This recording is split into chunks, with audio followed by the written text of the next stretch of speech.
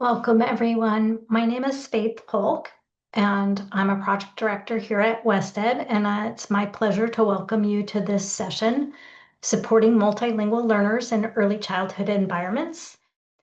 So our time together is divided into 4 chunks. First is the place where we always start, is knowing yourself and what you bring.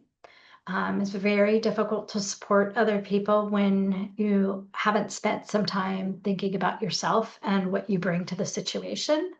Then we'll spend a little bit of time discussing second language acquisition in early childhood. And in each one of these pieces, I'll spend some time giving you some information and we'll do some processing together. And then you'll have a time to pause and reflect on that. And then we'll go into, like I said, the third part of this is program practices that support dual language learners. And lastly, educator practices. And all keeping in mind that the idea is to provide resources for you as you're supporting your staff. Before we get started, I think it's really important to make sure we have a shared understanding of terminology. Multilingual learners refers to all children who are developing 2 or more languages. And then dual language learners apply to children ages birth to 5 who use a language other than English in their home. So I'm going to give you a compare and contrast. My child, we spoke English at home, and he went to a 2-way immersion program and was learning Spanish. But he's not a dual language learner because he was speaking English in his home. However, his peer, Jesus, he grew up in a Spanish speaking house and he went to the dual language program. And so he was considered a dual language learner because he spoke Spanish only in his home, and then he was coming into the setting. Dual language learners also may be speaking English at home, but their primary language at home is a language other than English. And then lastly, you've probably heard the term English learners, and that's really a term used more in transitional kindergarten through grade 12. And it refers to children with a primary language other than English. And in TK through 12, they actually do assessments to find out whether children need extra support in order to access instruction in English. And that's how children may be considered English learners. So as part of the materials that our office sent you, you should have received a Google Doc, and there is a document called My Toolkit, because right now you'll probably want to copy that doc so that you can use that throughout the session. This is just a tool for you to help you reflect when I give you some time to think about what we're doing together, and then move on and record your thoughts. You'll record your own reflections and then think about what your staff needs are in that area. And then as we discuss useful resources, you're welcome to add them to that third column. So we're going to take a few minutes. First, I want you to think about your own beliefs about young children learning a second language and their families. Jot down 2 or 3 of those beliefs on your own. You can do that in your My Toolkit or just on a sticky on your desk or however you like to do that. And then you'll place a star next to the one that most influences how you work with dual language learners and their families. I'm going to give you about 2 or 3 minutes to do that. You can give me a thumbs up or a heart or some kind of symbol when you're done.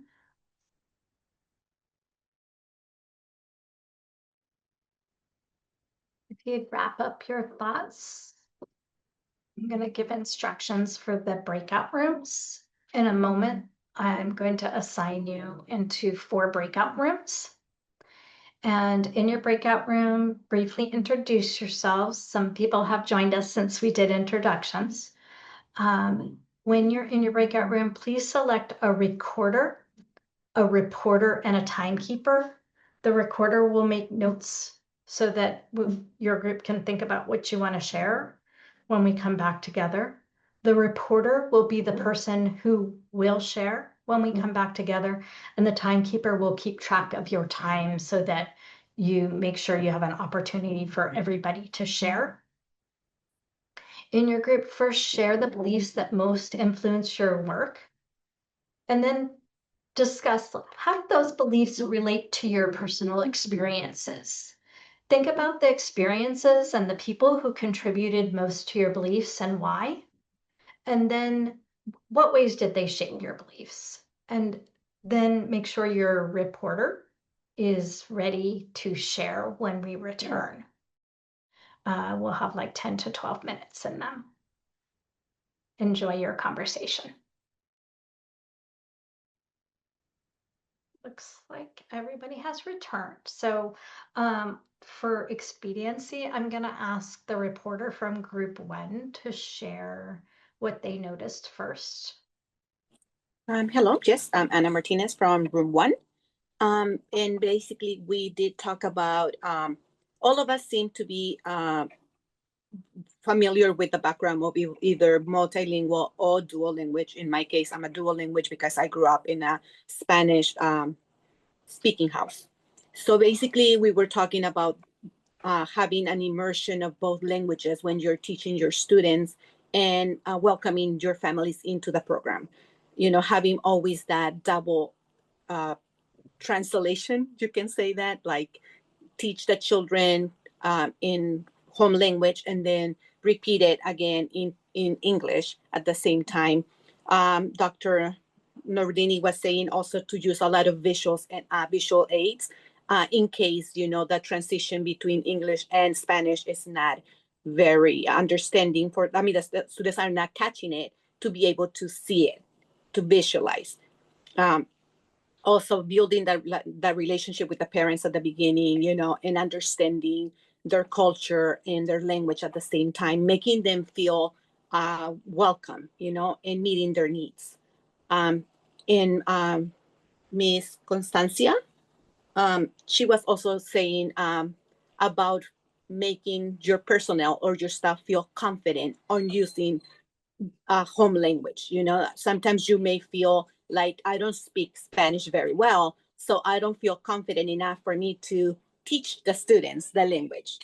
But if you think about it, children are like their little brains are just opening.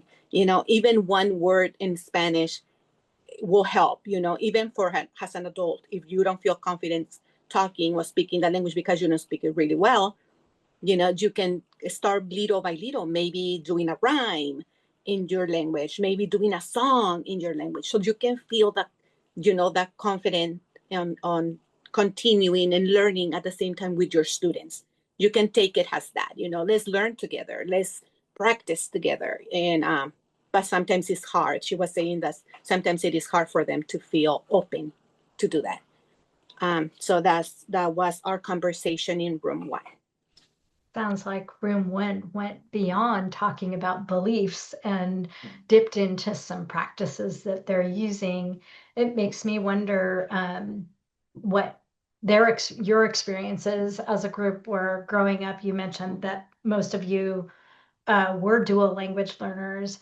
If you had those supports that you're talking about using now, or if when you were in school, it was you speak English in this classroom, and that was what the expectation was. It also makes me wonder what your family's priorities were for you in terms of language. I'm going to let group 2 share, and then if we have time still, we can come back and think more about those questions and revisit if group 1 wants to share more. So group 2. Hi, my name's Anita. In group 2 was Liz, Miriam, and Stephanie. And speaking on the dual language, unfortunately, I'm the only one in the group who was not raised in a dual language home. Um, but I do believe that it's very important. That's one of the things that we spoke on. Not only is it, as you stated before with group one, when I went to school, it was English and English only. Now that I've gotten older and it's a mixture of such a beautiful culture of everyone now, I think it's so important for our children for that to be as important as a school curriculum as anything else is to learn a different language. um, Coming into a facility or a school setting as a parent, where you're Spanish speaking, you want them to be comfortable. You want them to feel welcome and know that there is someone there that can translate and make sure that they get the resources and different things that they need just as well. Um, One of Stephanie spoke in our group how the children at her facility, they may speak in Spanish or they may speak in English, but either language that the child speaks at home, they're picking up different. Like if they speak English at home, they're picking up Spanish at school, and that's very important. So it is. What can I say? It's just as important as math.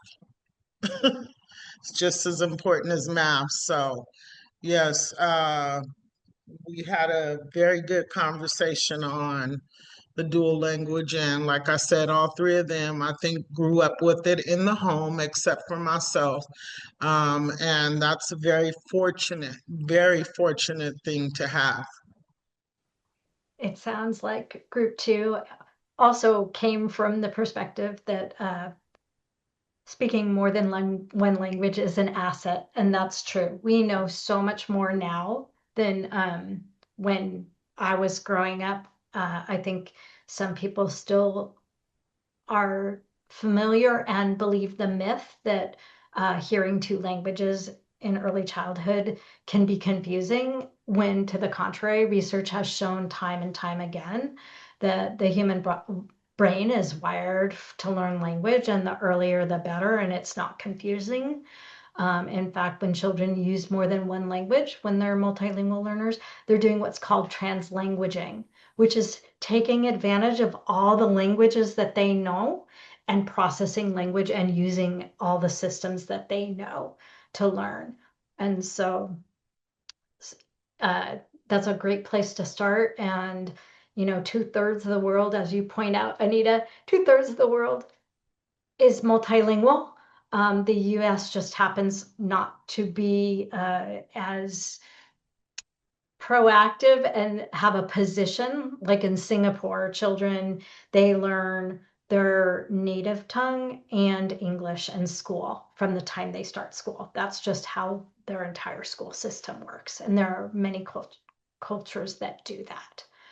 Um, Iqbal, if you want to unmute and ask your question. Yeah, I want just to confirm that the brain research has proven that the brain can learn, of the child can learn more or at least five languages at the same time. We back in Lebanon, we teach children three languages, so the English, French, and Arabic, and so we come up learning the three. We are able to write and read and within the three languages as well. So. Thank Yeah. you for sharing that research, Iqbal. Yeah, as long as children have the exposure um, that's consistent, the motivation to learn, and consistent opportunity, then they can continue to learn that. But when one of those systems dropped out, so like Iqbal was saying, not only can they speak the language, but they're also literate in all of those languages. It's because they've had equal exposure to all three and opportunities to practice. But when we remove one of those elements, then the child might lose one of those languages or not fully develop it. So, um, group three. I think what we talked about was, like I mentioned, that we have a family that does not speak any any English at all. They came from Ethiopia, so it's very difficult for our staff to communicate with the family and children. So what we do is we use our phones and Google Translate to help communicate, and so we don't let the families feel out of place or uncomfortable, and we feel that that's helping. We do our best to try and accommodate this family's language because, like I said, none of us speak the language, and it's unfortunate for that, but we feel that we're helping them at the same time while we're doing our best to find ways to accommodate their needs. Um, it makes us feel good because like Adriana mentioned too, that as we're all kids, we're most of us are immigrants, our families are immigrants to the country, so English is our second language. So having to translate to our elders or our parent as a child, it kind of resonates when we see this family, like, oh, we gotta help them in some way. So that was the discussion, our group discussion for that moment.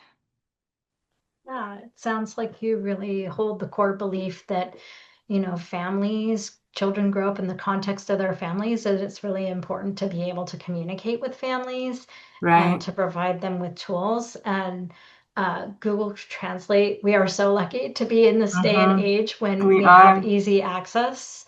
I don't know if there's a large Ethiopian community where you are, but No. no. So, in places where there are linguistically isolated communities and there are community centers where there's a hub of people that speak that language, often you Mhm. can tap into those resources, but you don't have that option right We now. don't. It's very, very limited to find any that language. And we noticed sign language is a universal language. So it seems like that works because he'll say thumbs up or thumbs down or no, no, no. So we're all trying to work together with that. But that is an obstacle, and this is why I joined this group because I wanted to know more about how we can support these families when we don't have much resources.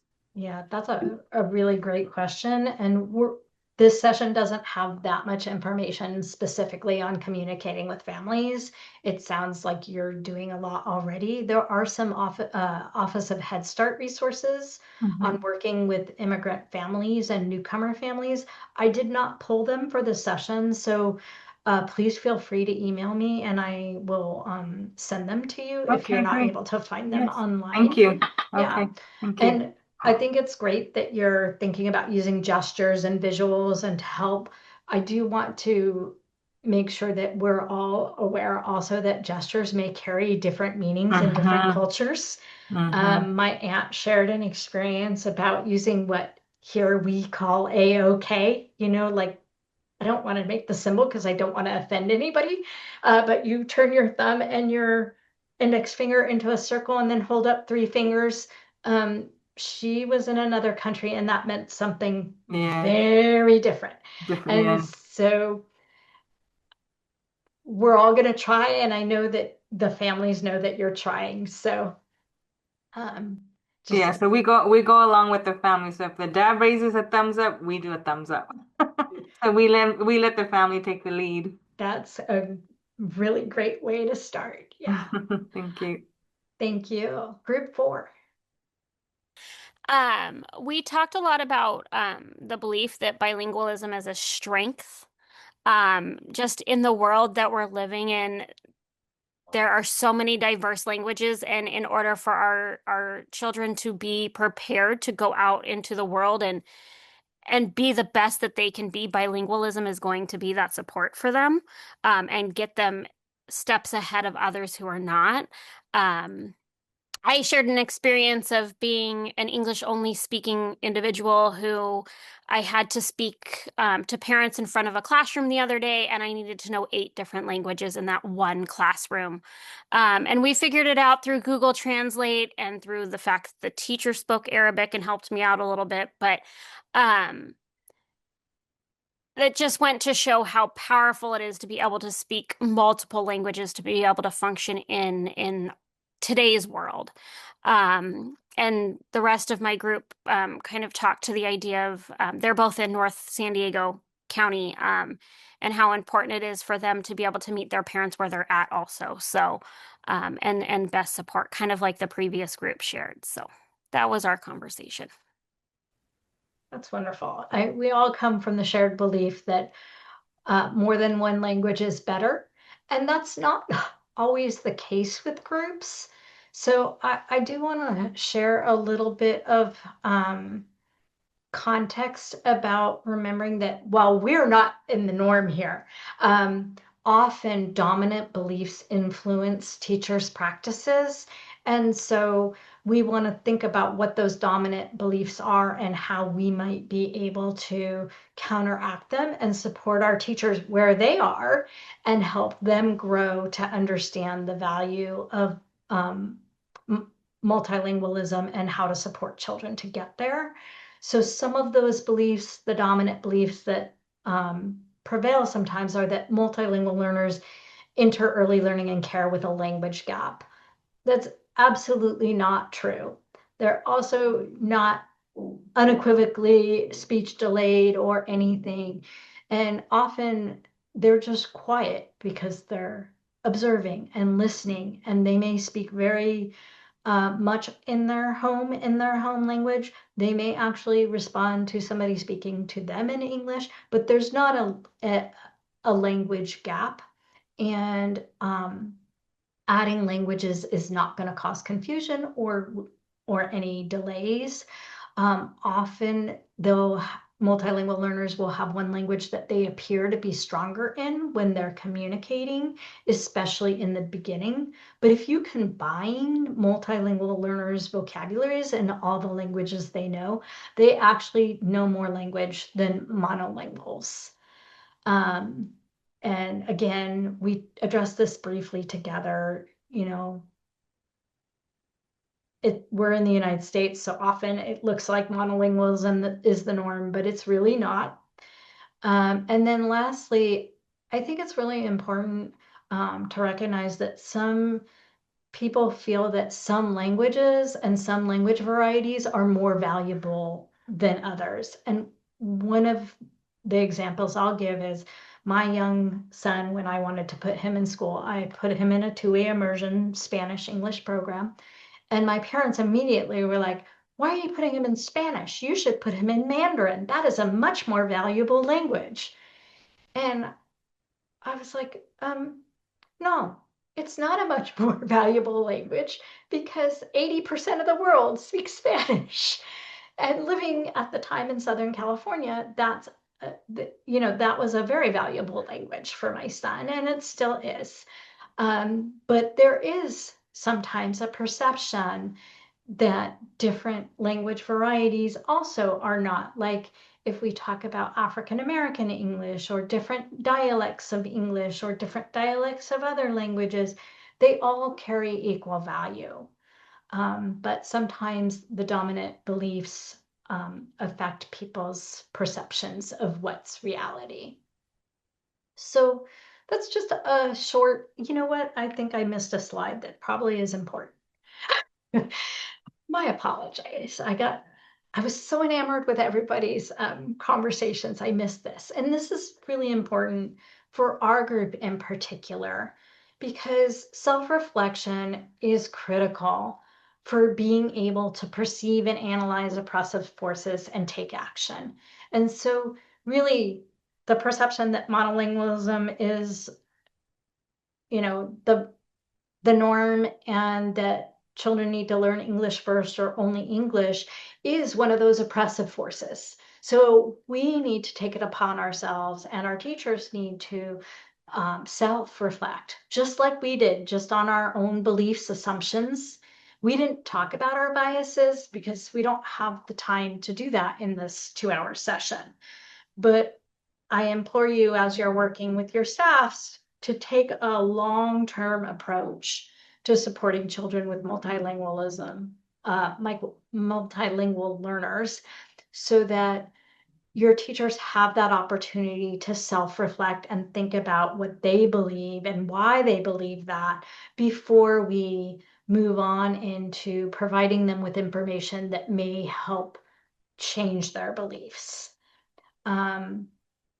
they do need to look at what the dominant belief systems are and how that plays out in their classrooms or their family childcare homes, and then really confront those internalized prejudices and help families understand the value of multilingualism too, because they may come from a place where they think English is the language their children should learn immediately and learn best because of their own experiences.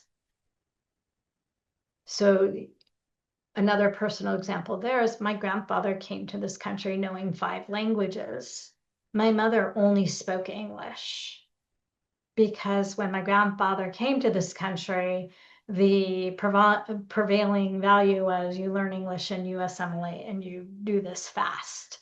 And so there was a great sense of language loss that my brother, well, for me, I don't know about my brother, I can't speak to him, but I really felt a sense of loss that I could have been multilingual, but I was not because of dominant beliefs. So I'm going to share a few resources that you might use with your staff. Um, the activity we just did, if I were to do this in person, I would actually ask you to jot those things down and then either put them on a sentence strip or sticky note and post them on the wall, and then conduct an inquiry. So we could observe everybody's thoughts and then gently ask, you might see something that you look at and you're like, I'm not sure what you mean by that. And that would give you the opportunity to find out what the staff member means, because someone might say children who are multilingual come in and they have speech delays.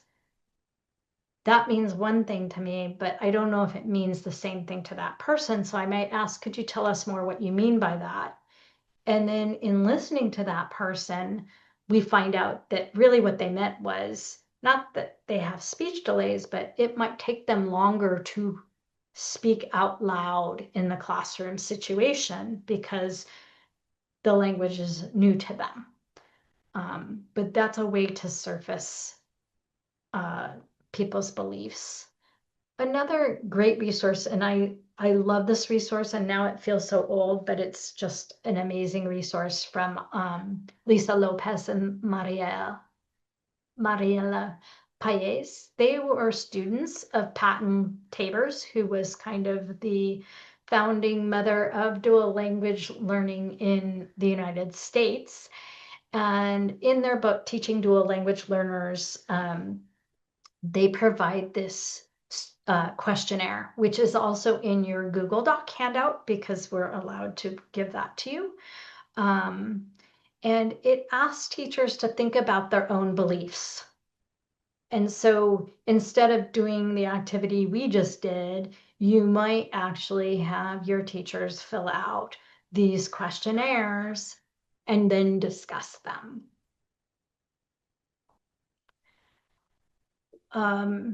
We'll talk a little more about the Early Edge Multilingual Learning Toolkit, but that toolkit also has some self-reflection tools in it, including this tool where educators are reflecting on different facets of multilingual learners. And you can, if you can see the tiny print here, the first topic is on family engagement, which is so important. And then the second topic on here is social, emotional, and health development. But this goes through more of teacher practices. I will try to enlarge it, but I am not sure that I will be able to do that. You should be able to enlarge it on your screen by going to the bottom of the screen, and there should be a percentage. And you can click to make it bigger. You also have in the Google Doc that Maria sent, it has all the links, including the PowerPoint slides. And my apologies, I'm not seeing that I have the option to make this bigger here.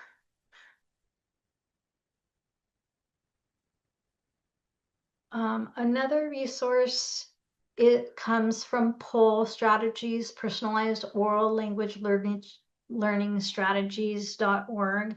This is a project funded by California Department of Ed and administered by Fresno County Superintendent of Schools. And they worked with Dr. Linda Espinosa and Dr. Whit Hayslip and Elizabeth Magruder and developed a very comprehensive program to support multilingual learners.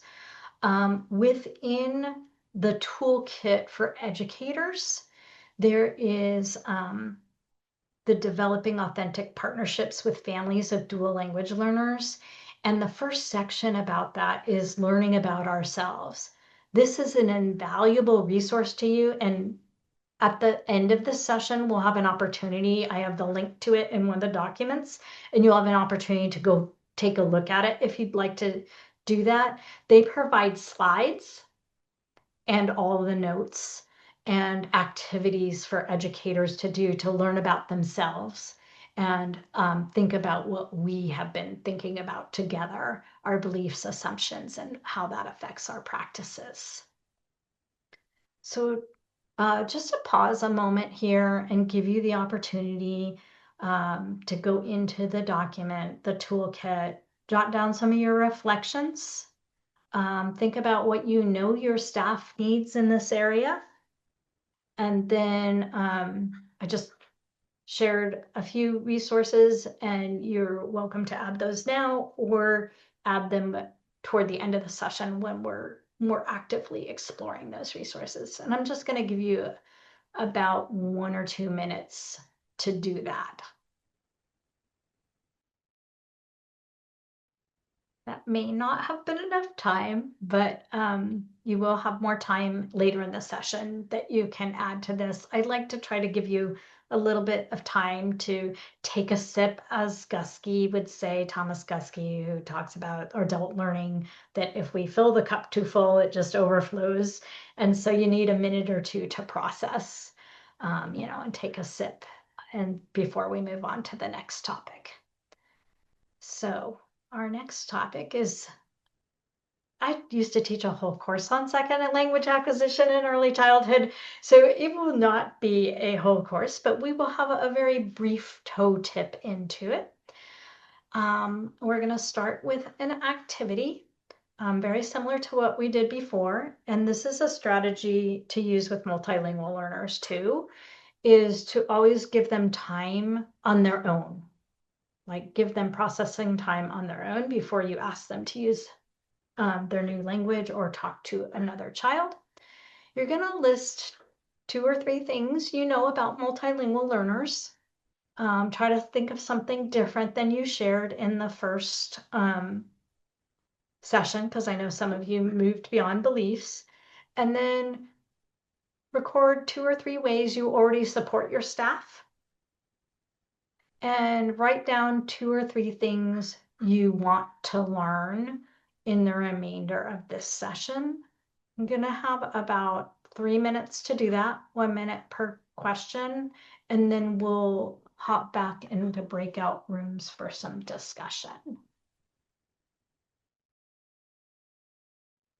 I will, when you get into breakout rooms, I will go ahead and put the instructions in there. When you get into your breakout room, you'll share what you already know, maybe share 1 thing each, share what you want to learn, and then as a group, select 2 or 3 items to report back. Maybe 1 thing or 2 things you know, or 1 or 2 things that you want to learn as a group. And the breakout rooms are fairly the same. Some people had to drop off, so I've moved people so that we have 3 people in each breakout room. And if you have new people in your room, please introduce yourselves, and I'm going to open the rooms now. Group 1, you're on the spot again first. Perfect. Thank you. What we listed for our multilingual learners was cognitive skills, memory retention, social skills, translate for each other, patterning, collaborate with each other, connect learning with their life, have authentic learning. And then with our teachers, we listed professional development on language, supplies and resources and how to use them, multilingual books to use with students, inclusive learning, labeling the classroom in English and the home language and have visuals to go with it, scaffolding, planning, coaching, working with our community, and connecting with the library. That's a lot of strategies there. I guess I don't have as many to share. Did you have anything that you wanted to learn about? We listed regarding resources, learning more about resources, techniques, and working with families. Great. Thank you so much, Michelle. You're welcome. Group 2. Hello, I was in group 2 with Anita, Miriam, and Rachel. And we talked about, well, Michelle in group 1, in a nutshell, we did talk about benefits, but we talked also about what we knew is, how being a multilingual learner is an asset. And it does have benefits, but sometimes because of certain history in our communities, and the experience some of the parents have had, I shared personally that I was kicked out of a classroom for speaking Spanish. And I wasn't going to be let back in until I wrote a letter of apology for speaking in my home language. So sometimes parents have these experiences and try to protect their children, right? So it's great to be able to share information with your staff and the families on how it is a benefit to speak different languages for their child and their community, and for them to, not that they're not proud, it's more about protecting their children, but how it is a benefit for them. As far as what we want to learn is, there was some discussion about learning more on how to be able to communicate with families, learning a different language, and how to be able to work with families that speak other languages that we might not speak. And I think also how to be able to learn how to be able to advocate for our families so that we can have the services that they need. That's a great list, much of which we cannot do in the context of this session, but very important to think about. Yeah, thank you, Adriana, on behalf of Group 2.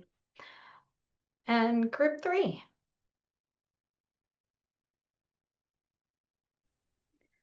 Hi, so we did discuss what we knew about multilingual learners, but we also discussed some personal experiences. Um, for example, Jesus explained how when he came here and learning the language, like he didn't want to speak because he didn't want to, pronounce something incorrectly. We also discussed, I discussed a family that I had as a home visitor who they kind of lost their familial connection because the teenagers couldn't speak to their grandparents because the teenagers spoke English because the parents wanted them to not, they wanted them to speak English and they didn't teach them their home language. So it was such a loss and a sad experience that I had with that family. I just felt so bad. So we just kind of discussed some things like that, experiences we've had with multilingual learners. Yeah, it's really helpful to share those experiences. When Adriana was sharing her experience, it brought goosebumps to my arms. I used to train with a woman who was made to kneel on bottle caps because she spoke Spanish in her classroom. And so a very similar experience. And unfortunately, there was a lot of misunderstanding, and I'm hoping that now our practices are better and we know more. And it's important, Jesus shared his story as well about being scared to talk. It is scary. I don't know how many of you in here, I know Anita, because you shared your story. I grew up monolingual English speaking. And when do we typically teach second languages here? The worst time ever, middle school, when your hormones and sneakers and you're, like you're really self-conscious. That's not a great time to be trying to learn a second language and And try that's your. probably the curriculum now. I said they probably do that now, but I think I'm a little bit with Adriana because where I grew up at as well, it wasn't just the language you spoke. How dare you? You don't do that. That's not, that wasn't appropriate. But, um, you know, uh, it was for a minute there, we were stuck in one space where this is what it is, this is how it is, and this is what it's supposed to be. So, I see a great change over the years because that was not very accepting um, for a while there. And I've watched it grow and grow and grow. And now it should be, like I said, just as important as math. Yeah. And then I also appreciate Laprice sharing the story about language loss. There's an amazing NAEYC video available on YouTube called Developing the Young Bilingual Learner, and it shares a powerful story of language loss. I'll put that in the chat box in a bit, but I want to go to group 4. That's me. That's you now. Okay. I'm trying. Yes, that's me. Okay, so according to the first question about things I know about multiple learners, what we all decide that what we were all talking about are the important benefits of home language. It can be such a great value to continue enriching the school founding learning as a second language. And one of the samples that I give out, it was teachers tend to absolutely use songs, stories, and obviously areas like dramatic play or block area.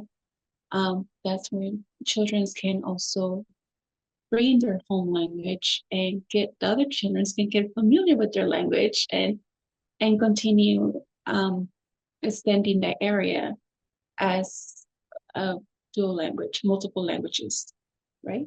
Mm. And ways that we support our staff. For instance, I provide resources and different strategies, visual, bilingual books and pictures and colors to help parents who are not familiar with English or Spanish. It can be another part of South America that they're familiar with those languages and teachers are just, having a hard time, but definitely books and pictures.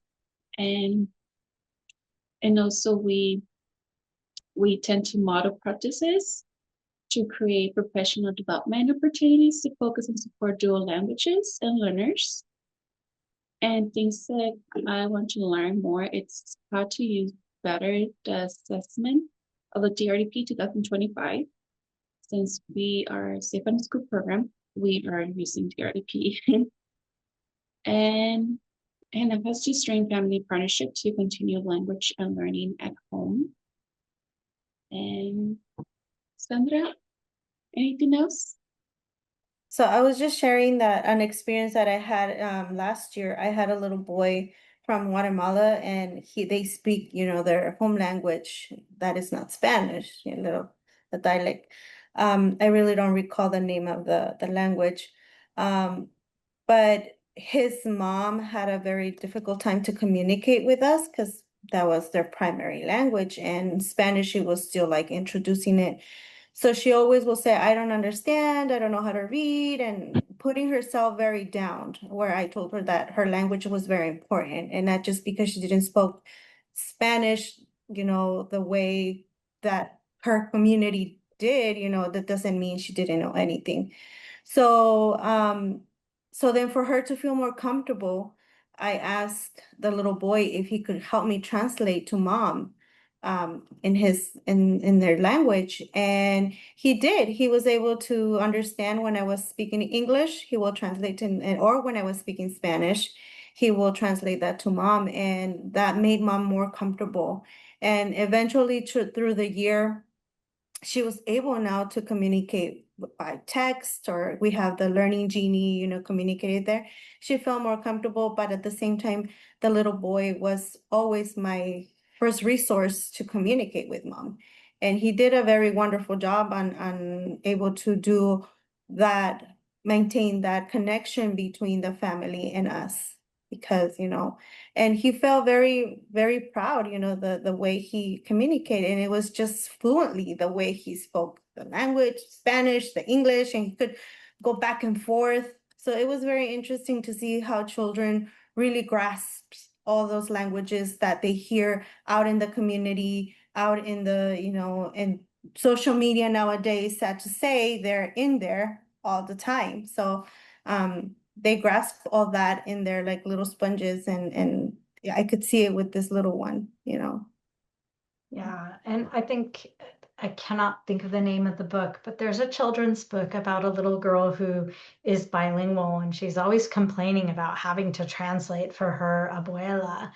And then she doesn't think it's important that she's bilingual, and her dog, his name was Lobo, and I guess he ran across the street. I remember the book and now I can't remember the title. I'll have to get Maria to email it to you, but she keeps saying, "Hey, Lobo, come, come." He doesn't want him to get hit by a car.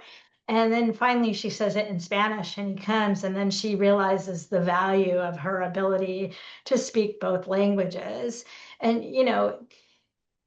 these are great stories, and it's important, but at the same time, over time, you don't want to always have to rely on the child. So it was great you built that foundation that she started feeling more comfortable, because when you get to sensitive information and you don't know if the child is translating it the right way, that's when you want to bring in other resources and look into the community, or try to use Google Translate. But you built that relationship with that family by really showing the child's strengths as well. So that's a great start. So I love listening to what you bring to this, and then what you want to learn. You learned so much from each other in their conversation.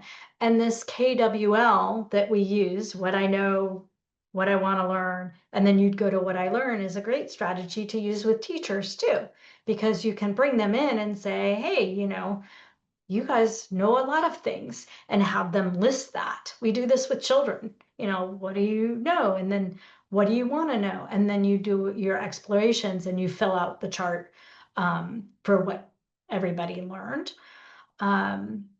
Going back to some of the key research points I wanted to share, that you may want to share with your staff as well, as young children learn language through their relationships. That's how we are built.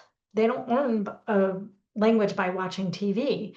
And as I mentioned before, 2/3 of the world uses more than one language. And using children's home languages strengthens the children's relationships with their families and communities, which is the polar opposite of the story that Laprice told about losing language.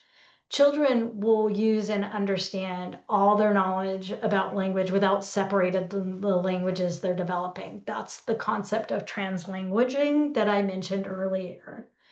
It often comes up that, the term code switching, where children or adults are using more than one language within a sentence.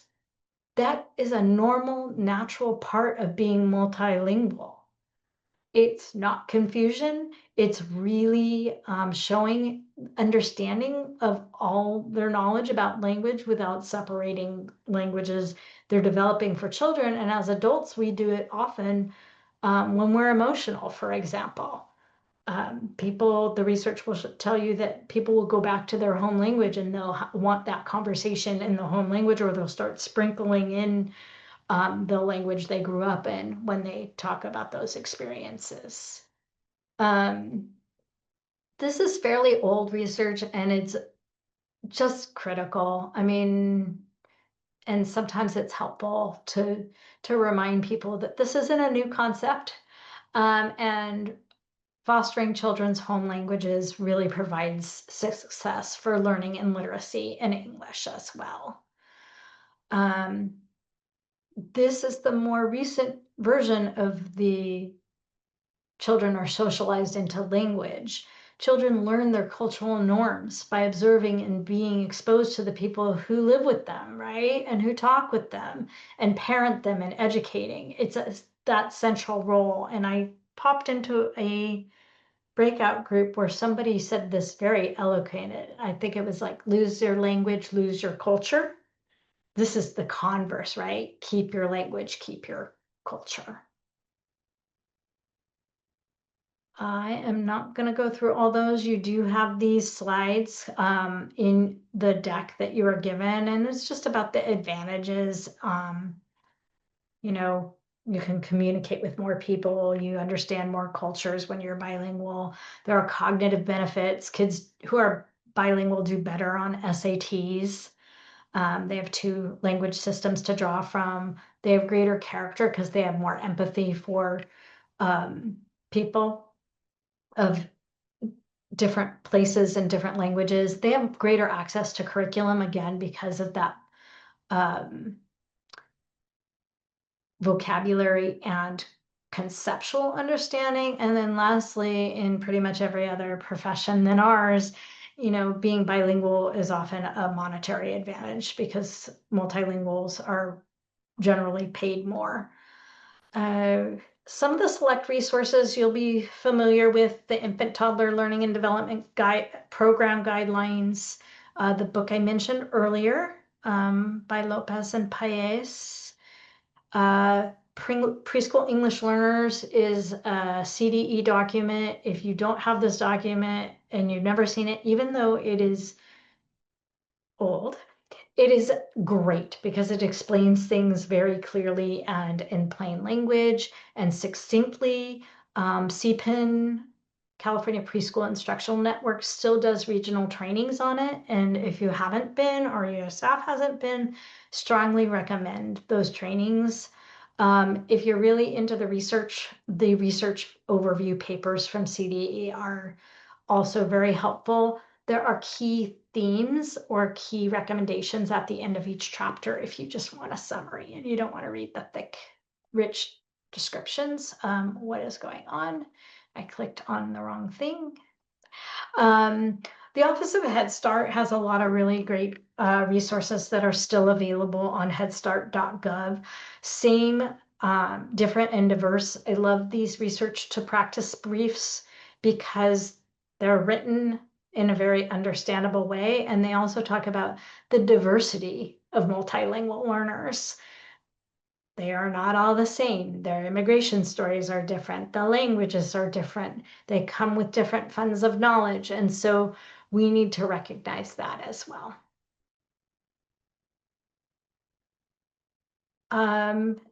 If you're not familiar with the videos on the streaming service, the California Early Learning videos, there is a series called World Full of Language, has amazing videos that explain second language acquisition in early childhood and also shows scenes of classrooms and practices. And the practices that are there, the practices haven't changed. We've just evolved and enhanced them.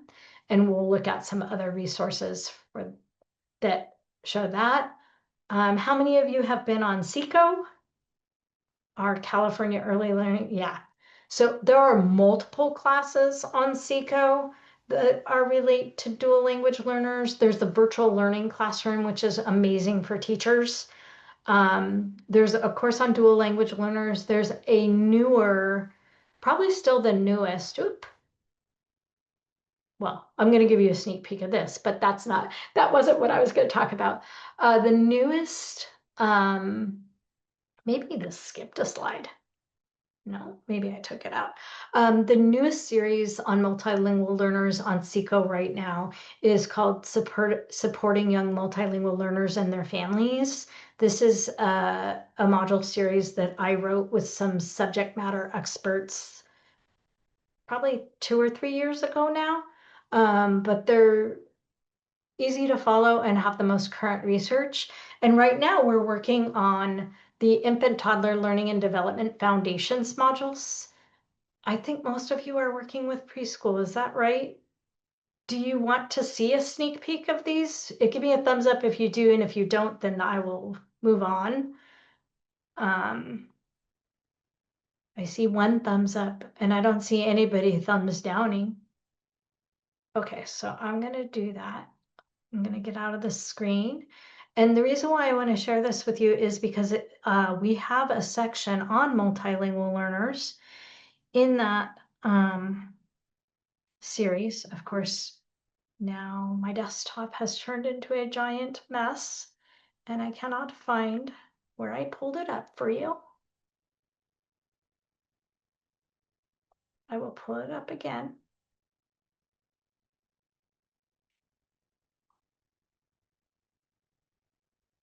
So this is actually going out to our field partners at the end of this week.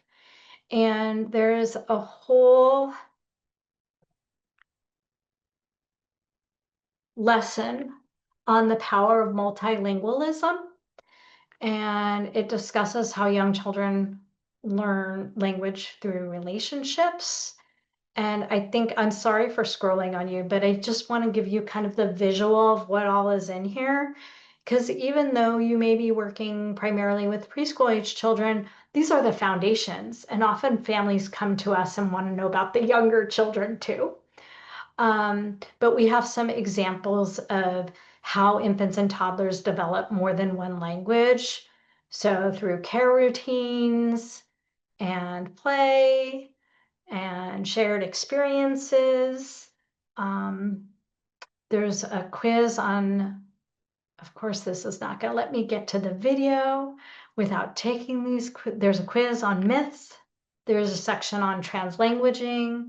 But I think what's really cool is we have these little videos that we've created that show the children learning and then explaining what the child's behavior is that shows that he's responding to the mother's, in this case, it's the mother speaking in his home language, which is Russian.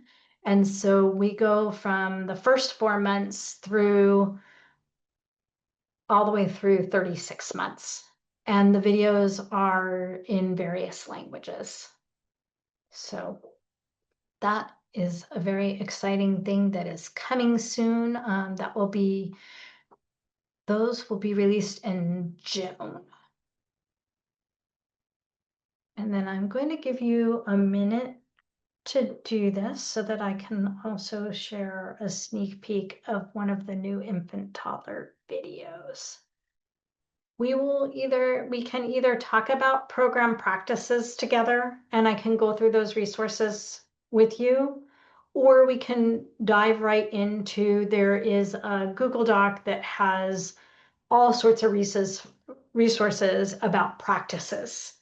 And you could explore those in the context of this session versus taking that Google Doc and doing it on your own. So I'm going to ask you to use the chat box to say A or B. A would be to go through program practices and then briefly touch on those resources that are in the Google Doc. And B would be to take the next 13 minutes to take time during this session to explore those early educator resources in the Google Doc so that you don't have to do that on your own. So if you could use the chat box, please, and put A or B, you all have the opportunity to share your voice.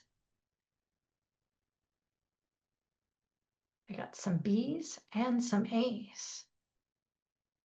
So we'll do choose your own adventure, which means I'm going to show you, like for those of you who want option B,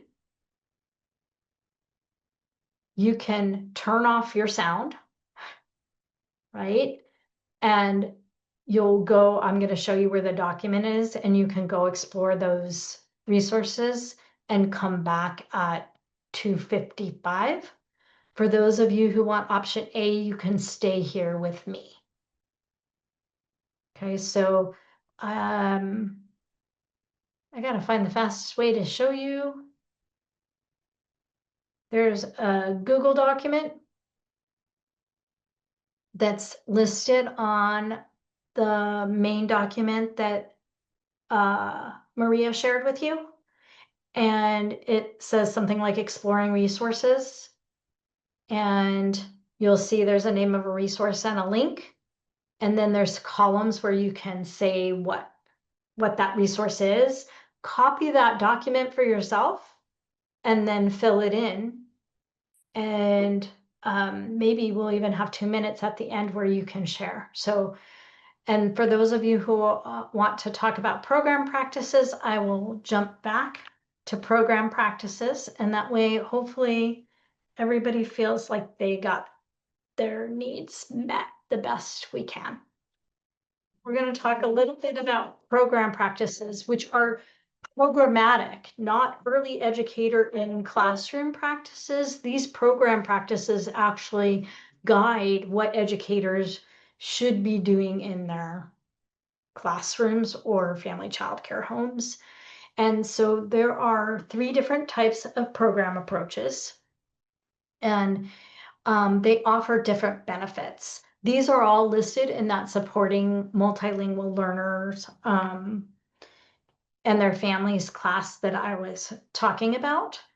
In an infant toddler program, for the most part, you're speaking to the children in their home language, and they have their own approach. But we're going to mainly focus on these 2 approaches here. The stars you'll see in the module, which I'm not going to go into the module, but I'll talk about some of the benefits. In a dual language program means that the children are having equal exposure to both English and another language. I'm going to use Spanish as an example because that is the language that most dual language programs are. Dual language programs choose what model they're going to use. Some of those programs are what we call 50-50, where 50% of the day or the week is in English, and then 50% is in Spanish or whatever the language is. So in some cases, that would mean that half the day is in one language and half the day is in the other language. In other programs, they do like 1 day English, 1 day Spanish, 1 day English, 1 day Spanish. And then the next week it rotates. Another model for a dual language program is a 90-10, which is another very popular model for early childhood. And 90% of that day would be in Spanish, and 10% would be in English, and that would continue throughout the year, usually. Typically, your TK-12 programs will start at 90 or 80% in TKK, and then they'll drop the percentage of Spanish each year until at 6th grade, they're at 50-50. Because the goal of a dual language program is bilingual and biliteracy in 2 languages. A lot of programs are preschool programs that are English programs with home language support, which is when we do not strategically have the goal of bilingual and biliteracy. That's not the school's goal. While we would love that for all children, that is not the program approach that's there. It's done for a variety of reasons. Maybe you don't have staffing to offer good Spanish models or good English models. Maybe the district has a certain stance. Maybe the families have a certain stance. But in that case, home language is supported. That doesn't mean there's no home language used. There would be visuals. We would use all the good educator strategies to ensure that children are accessing what we're trying to tell them. But there's some home language support. Those are the basic models. And then I'm going to share some resources that have information about those models. There's the CDE paper, Early Care, Learning and Care for Multilingual and Dual Language Learners 0 to 5. And it has a whole chapter on early learning and care. There's that, pardon me, the paper addresses early learning through grade 12, but this particular chapter is focused on our children 0 to 5. It addresses models. It also addresses some teacher practices. This resource from Head Start is still on headstart.gov, supports for classroom language models for all children. It provides a step-by-step guide to writing your program language model. So you can consider what your intended goals are, what your staffing is, what you would need to create each kind of program, and then shows you how to implement it. It's invaluable if you're especially if you're just getting started. This is the module series I mentioned earlier. I guess I moved it into this section. It does have some specific information on program practices. And then I was going to give you the opportunity to briefly reflect on it. So you can take the time to do that, or I'm going to actually open it up. I'm going to stop sharing for now and start Q&A in case there are any questions. And I appreciate everybody's flexibility. That first section, I think I said earlier, is so critically important, the self-reflection and understanding what we bring, that we spend a lot more time together doing that. And then I know that you have the access to the resources, but I'm a resource for you now if you have any questions or thoughts you want to share. And if you would find it helpful, I have the document, the Google Doc up with the different resources if you want me to talk about each one of them briefly if there are no questions. I just have a question in general. For all the books, the resources, the books that you shared, are those like readily available free online, or is that something we would have to purchase on our own?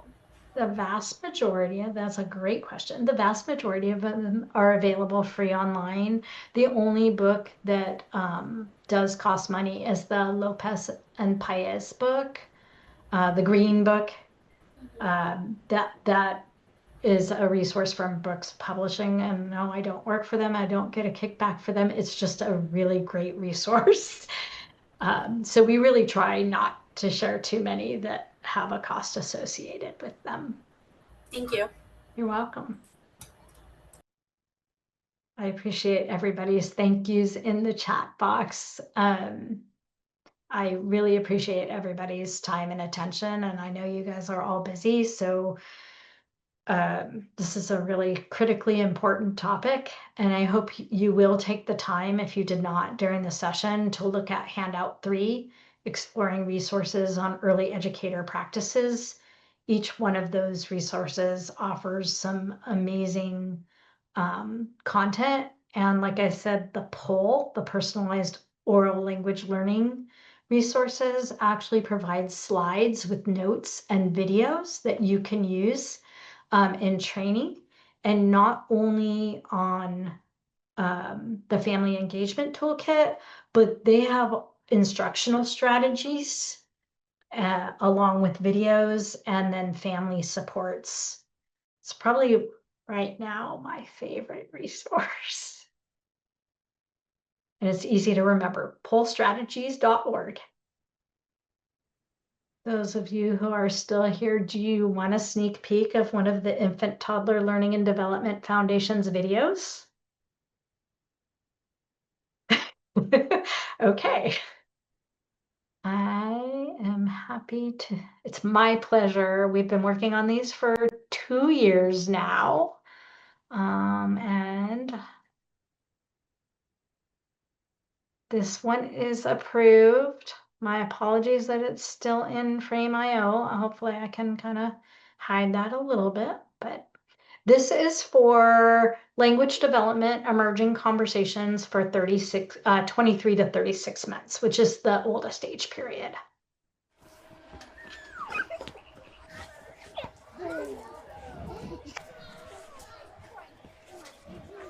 In the language development domain, the strand communicating includes the foundation emerging conversation skills. Children from 23 through 36 months engage in back and forth conversations by responding to a person about the same conversational topic. Well, paper, scissors, shoot. You ready? You got me. Okay. Are you ready to play rock, paper, scissors, shoot again? Yeah. Okay, ready? Go. Rock, paper, scissors, shoot. I got this. Okay. Okay, we need a wait.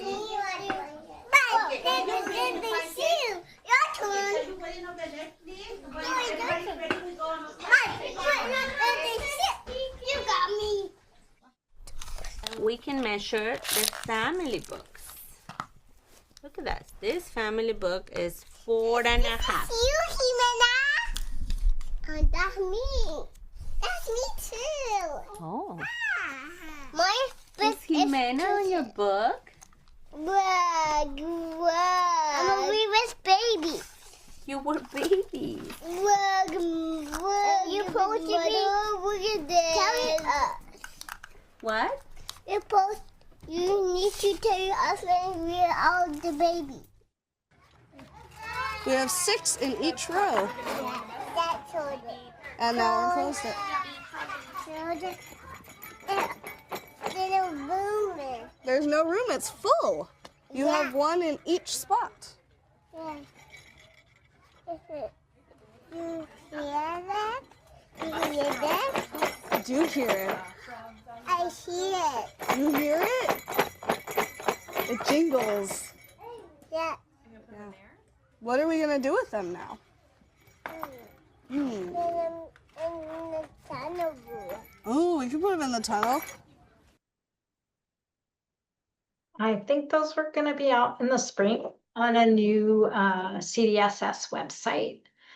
They're very short. They're much shorter than the old videos, and eventually there will be PTKLF videos, but those aren't ready yet.